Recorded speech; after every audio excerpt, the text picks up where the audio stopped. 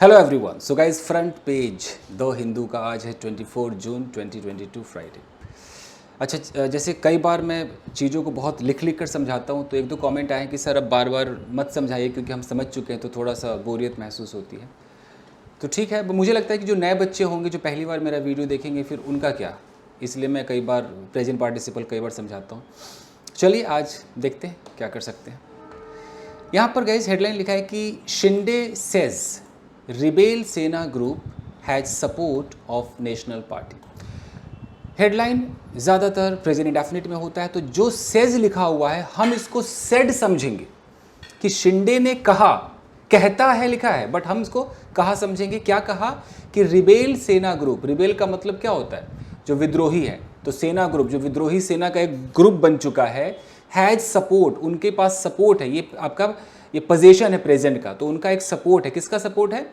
National party का। अब national party वो कौन है, क्या है, कोई नाम नहीं लिया गया, उस नेशनल पार्टी का सपोर्ट है, ऐसा कहा। अब देखते हैं पवार सेज। अब सेज को हम क्या समझेंगे? सेड। तो पवार ने कहा कि they have to prove majority. ये दे कौन है? ये जो रिबेल सेना ग्रुप है, इनको तो वो दे कह रहे हैं कि भैया उन लोगों को भैया मेजॉरिटी प्रूव करना है, but no BJP leader can guide them in it. कोई भी बीजेपी लीडर उनको गाइड नहीं कर सकता है इस चीज़ में, मेजॉरिटी को प्रूव करने में। यहाँ तक तो कोई प्रॉब्लम नहीं, आगे देखते हैं गाइस। अब हमारा टारगेट क्या होता है गाइस कि फुल स्टॉप जल्दी मिलता नहीं है। मान लीजिए ये यहाँ से हमारा ये शुरू हो रहा है, तो फुल स्टॉप देखो, यहाँ पे मुझे फुल स्टॉप दिखाई दे रहा है, तो यानी कि ये सेंटेंस हमारा कितना बड़ा हो गया? इतना बड़ा सेंटेंस है। तो ये इतना बड़ा क्यों है, समझते हैं, देखते हैं। यहाँ लिखा हुआ है डेज, ठीक है, डेज मतलब दिनों। अच्छा, आफ्टर का मतलब होता है के बाद। आफ्टर क्या? तो हिज रिवोल्ट, हिज मतलब उसका, रिवोल्ट मतलब विद्रोह। तो इतनी देखो कैसे हिंदी अब तोड़ते हो। तो कहने का मतलब है कि उसके रिवोल्ट के, उसके विद्रोह के दिनों बाद। अब समझ में आ रहा है? डेज आफ्टर हिज रिवोल्ट का मतलब उसके विद्रोह के दिनों बाद। किसके खिलाफ विद्रोह है? तो यहां पर अगेंस्ट लगा हुआ है, against Maharashtra chief minister Uddhav Thackeray and the Shiv Sena led coalition government in the state. अब देखिए ये इतने इतने फ्रेजेज होते हैं, आपको लगेगा, अगर आप नए हो ना दोस्तों, आपको लगेगा यार ये क्या हो गया, the Shiv Sena led coalition government आइला, ये क्या हो गया, आपको ऐसा लगेगा। कुछ नहीं है। देखिए बात किसकी हो रही है? शिवसेना एक नाम है, यहां पर ये लेड क्यों है? यहां लीड से लेड बना है, यानी कि शिव सेना के द्वारा नेतृत्व किया हुआ, ऐसे कोलिशन, कोलिशन मतलब जो एक होता है ना मिली भगत, तो शिव सेना के द्वारा नेतृत्व किया हुआ ये जो कोलिशन है, ये जो एक संगठन गठन है, ये जो गवर्नमेंट है स्टेट में। अब समझ में आ रहा है? तो ये रिवोल्ट किसके खिलाफ है? अगेंस्ट के बाद यहाँ पर दो डायलॉग है, against Maharashtra chief minister Uddhav Thackeray and Shiv Sena के द्वारा जो लीड किया हुआ ये कोलिशन गवर्नमेंट है, इनके खिलाफ रिवोल्ट था। तो उस विद्रोह के दिनों बाद, ऐसे समझते हैं। दिनों बाद हुआ क्या? Rebel party leader Eknath Shinde on Thursday, on Wednesday बीच में लगा देते हैं, सेड। देखिए सेड आपका वर्ब है, इसका सब्जेक्ट कहाँ है? सब्जेक्ट है rebel party leader Eknath Shinde, इतना बड़ा सब्जेक्ट है, यानी कि विद्रोह पार्टी लीडर जो है एकनाथ शिंदे, उन्होंने कहा, क्या कहा कि द एंटायर ऑपरेशन, पूरा का पूरा जो ये ऑपरेशन है, जो चल रहा है, जो क्रिया चल रही है, किसका ऑपरेशन है? ऑफ स्प्लिटिंग द पार्टी, यानी कि पार्टी को तोड़ने का जो पूरा का पूरा ऑपरेशन है। याद रखिएगा, किसी भी प्रेपोजिशन के बाद अगर वर्ब लगाना हो वो जेरेंड फॉर्म में होता है, वो आईएनजी होता है, याद रखिएगा। इसलिए ऑफ के बाद स्प्लिटिंग लिखा है। तो पूरा का पूरा जो ऑपरेशन है स्प्लिटिंग द पार्टी, पार्टी को दो टुकड़े करने का जो ऑपरेशन है, वाज सपोर्टेड, पास्ट इंडेफिनिट का पैसिव है, इसको सपोर्ट किया गया, किसके द्वारा? By a national party, national party के द्वारा किया गया। तो इस पूरे सेंटेंस में आपको क्या दिखाई दिया? एक आपको दिखाई दिया सिंपल पास्ट इंडेफिनिट कि एकनाथ शिंदे ने ये कहा, क्या कहा कि भैया, और यहाँ पैसिव दिखाई दिया। और सबसे शुरुआत में क्या एक स्टाइल लगा कि दिनों बाद, days after, days after what, days after this this this this this this, ऐसे करके सेंटेंस बड़ा करते हैं। अब मैंने लिख कर तो कुछ भी नहीं समझाया, मैं ऐसे ही समझा रहा हूँ, बट ज़रूरत पड़ेगी तो बहुत समझाऊंगा। जो लोग कमेंट ऐसा कर रहे हैं कि सर बार बार मत सिखाइए, आप सीख गए, नए बच्चों का क्या यार, उनका भी तो ख्याल रखिए। अच्छा, यहाँ पर लिखा हुआ है he however did not name the Bharatiya Janata party. अब जो ही और डिड नॉट पास्ट इंडेफिनिट है, नॉर्मल टेंस है, पास्ट इंडेफिनिट कि ही डिड नॉट नेम, उन्होंने नाम नहीं लिया। किसका नाम नहीं लिया? भारतीय जनता पार्टी का नाम नहीं लिया। हाउएवर मतलब फिर भी, उन्होंने ये तो कह दिया कि नेशनल पार्टी, फिर भी उन्होंने नाम नहीं लिया, ये कहा जाता है। ठीक है, अब देखिए इन रिस्पॉन्स, छोटा छोटा फ्रेज देखिए, इसका मतलब है प्रतिक्रिया में, रिस्पॉन्स में नेशनलिस्ट कांग्रेस पार्टी यानी कि NCP chief Sharad Pawar advised, past indefinite tense है, उन्होंने एडवाइज किया किसको? द रिबेल्स, विद्रोहियों को एडवाइज किया, जितने भी विद्रोही एमएलए हैं उनको एडवाइज दिया। क्या एडवाइज किया? दैट, यह कि no BJP leader would come to guide them. अब यहाँ वुड क्यों आया? मैं बार बार कहता हूं कि नरेशन भी कोई चीज होती है। यहां पर अगर एडवाइज्ड है, कहा गया एडवाइज्ड आपका पास्ट है, तो एडवाइस दिया कि कोई नहीं आएगा, तो विल का वुड करना पड़ेगा आपको, समझ रहे हैं? That no BJP leader would come to guide them, उनको कोई भी बीजेपी लीडर गाइड करने नहीं आएगा। When they arrived to prove, अब यहाँ की जब वो पहुंचेंगे, अब पहुंचेंगे में अराइव्ड क्यों आ गया? पास्ट इंडेफिनिट होता है ना, व्हेन दे अराइव होना चाहिए, क्योंकि नरेशन बदल गया तो चेंज कर दिया। तो when they arrived to prove the majority, जब वो मेजॉरिटी प्रूव करने पहुंचेंगे इन द लेजिस्लेटिव असेंबली, कोई बीजेपी लीडर उनको गाइड करने नहीं आएगा, ऐसा एडवाइस दिया। यहाँ भी क्लियर हो गया? सेंटेंस को तोड़ना सीखिए। अब आगे देखिए मैं चाहता तो आपको वुड लिखकर सिखा सकता था, बट कई बार बता चुका हूँ। अच्छा, इन द इवनिंग, शाम को, the rebel group claimed to have sent another letter. ये तो भाई सिखाना पड़ेगा, क्लेम टू हैव। ये देखिए इसको कैसे करेंगे? क्लेम टू हैव, और हैव के बाद यहाँ पर वर्ब की थर्ड फॉर्म, ये सीखिए। ये क्या होता है? मैं बोलूँ कि यार उसने दावा किया, तो ही क्लेम थर्ड फॉर्म हो जाएगा, सेकंड फॉर्म हो जाएगा ही क्लेम्ड। उसने दावा किया, उसने दावा किया कि उसने 10 लोगों को जान से मार दिया, ऐसा दावा किया, तो ही क्लेम्ड टू, यहाँ लगाइए हैव और यहाँ लगाइए third form, he claimed to have killed 10 people. समझ रहे हैं? ये एकदम स्ट्रक्चर है बेहतरीन। अगर मैं इसको थोड़ा सा बड़ा कर दूं, ये तो बहुत ही एडवांस्ड हो गया, मैं बड़ा कर दूं तो ऐसा हो सकता है कि ही, ऐसे हो सकता है कि ही क्लेम्ड, यहाँ पर लगाइए दैट। अब उसने 10 लोगों को मार दिया, he claimed that he has killed 10 people, 10 people, ऐसे करके आप बोल सकते हैं। तो दो आपके पास तरीके हैं। न्यूज़पेपर में ये वाला मेथड ज़्यादा यूज होता है जो एडवांस है। जैसे कि उसने दावा किया उसने दावा किया कुछ बैग्स खरीदने का, तो he claimed to have bought, ऐसे claim to have bought some bags. तो आपका एक्शन है, स्टेट ऑफ पोजीशन दिखाओ। उसने दावा किया कि उसके पास कुछ पैसे हैं, या वो दावा कर रहा है, ही क्लेम्स, क्लेमिंग नहीं कर सकते, थोड़ा अजीब सा लगता है, ही क्लेम्स, वो दावा करता है टू हैव कि उसके पास बहुत सारे पैसे हैं, he claims to have a lot of money. यहाँ पर जो हैव है वो पोजीशन का है, इसमें कोई थर्ड फॉर्म नहीं चाहिए ना, पोजीशन में तो कोई एक्शन नहीं होता ना। वो दावा करता है कि उसके 2 बेटे हैं, he claims to have 2 sons, ये पोजीशन है।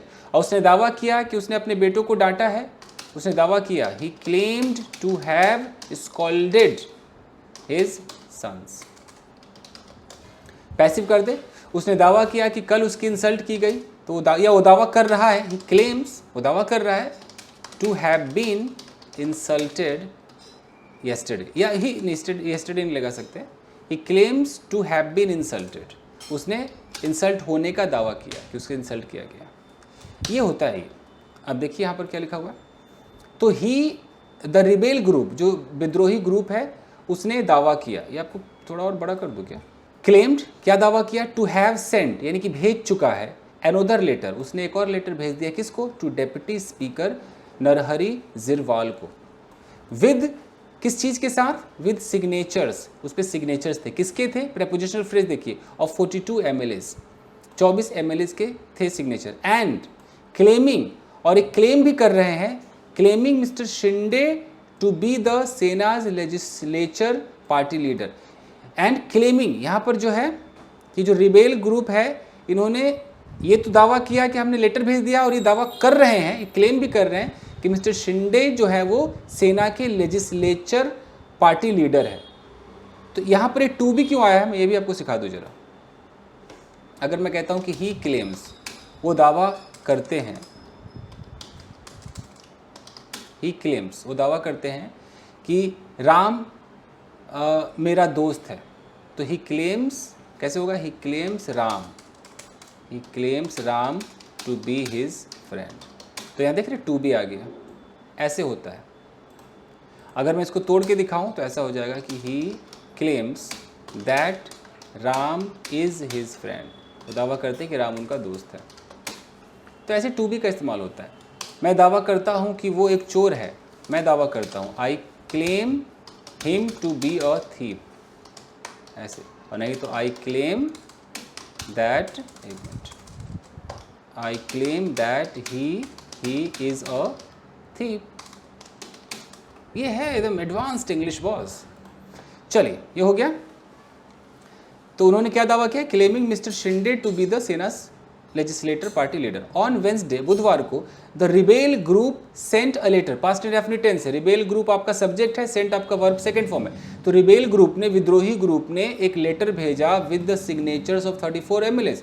वेंसडे को 34 एमएलए के साथ भेजा था, उनके सिग्नेचर के साथ। अब देखिए, द सेना ऑन वेंसडे, बुधवार को जो सेना है, रिमूव्ड, ये आपका सब्जेक्ट, ये आपका वर्ब, पास्ट इंडेफिनिट टेंस है। सेना ने रिमूव किया किसको, mister Shinde, and mister Shinde को रिमूव कर दिया, एंड अपॉइंटेड, और रख लिया किसको, अजय चौधरी को the legislative party leader. Appoint किया, उनका चयन किया, अजय चौधरी को रख लिया लेजिस्लेचर पार्टी लीडर के रूप में, और किसको रिमूव कर दिया, शिंदे को हटा दिया। किसने, सेना ने। अच्छा, to which the rebel group has objected, जिसको, टू विच का मतलब है जिसको, टू विच मतलब जिसको the rebel group has objected, rebel group ने उसको ऑब्जेक्ट किया, उसको नहीं माना।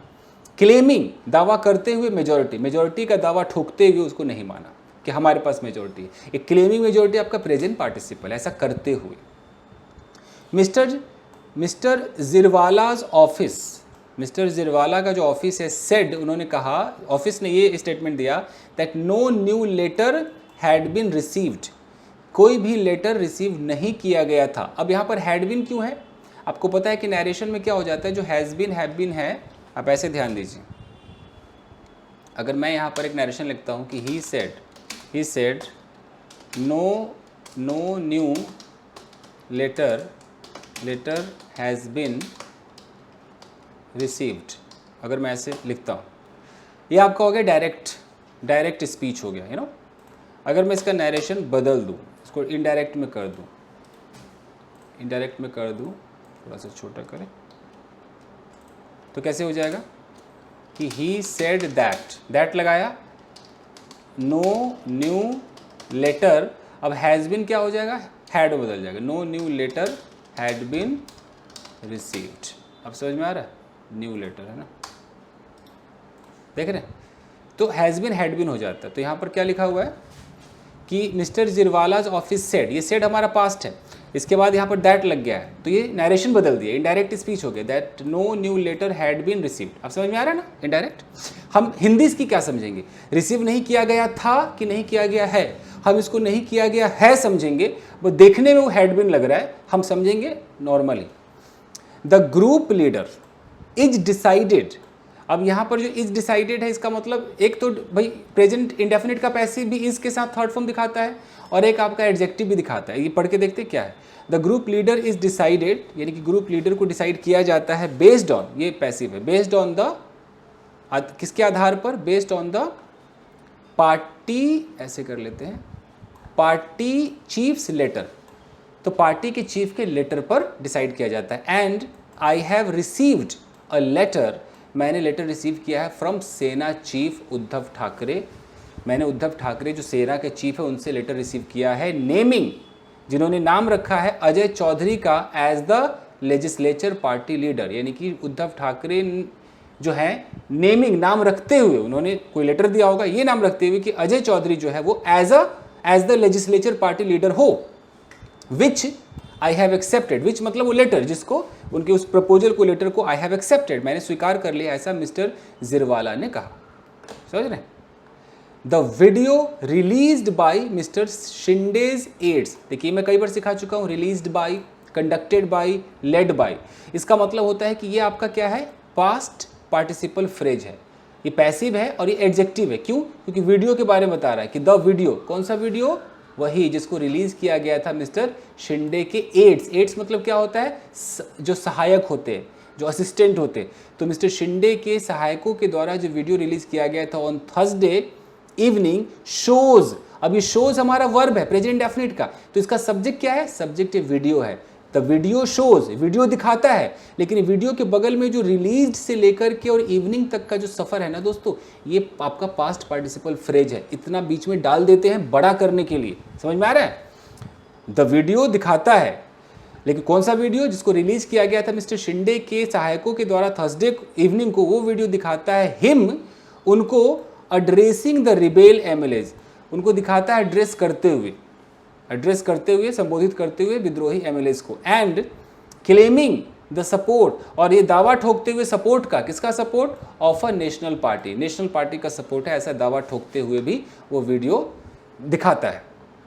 He is seen saying, he is seen आपका प्रेजेंट इंडेफिनिट का पैसिव, उनको देखा जाता है, सेइंग कहते हुए, क्या कहते हुए, नो मैटर व्हाट हैपन्स, कोई फर्क नहीं पड़ता क्या होगा, वी विल विन, हम जीतेंगे।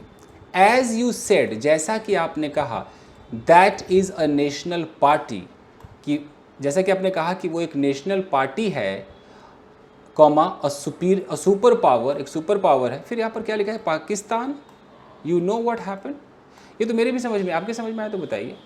यहाँ तक तो समझ में आया कि एज यू सेड, जैसा कि आपने कहा, that is a national party, एक नेशनल पार्टी है, यानी कि नेशनल पार्टी कॉमा और सुपर पावर, यानी कोई सुपर पावर है।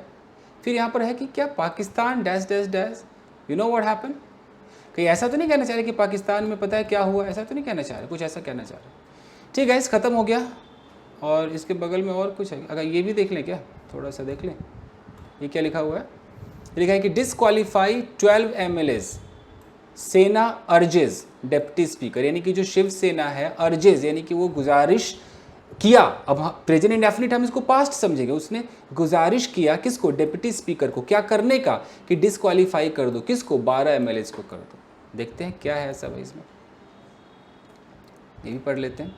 यहाँ लिखा हुआ है कि Shiv Sena legislature party leader Ajay Chaudhary, ठीक है, सबमिटेड, पास्ट इंडेफिनिट टेंस से सबमिट किया, क्या सबमिट किया, पिटीशन, पिटीशन होता है ना, वो सबमिट किया before the deputy speaker. Petition जो, अब मैं इसकी हिंदी क्या बताऊँ, पिटीशन तो ये वो है ना, कोई आप लिखते, याचिका क्या बोलते, याचिका।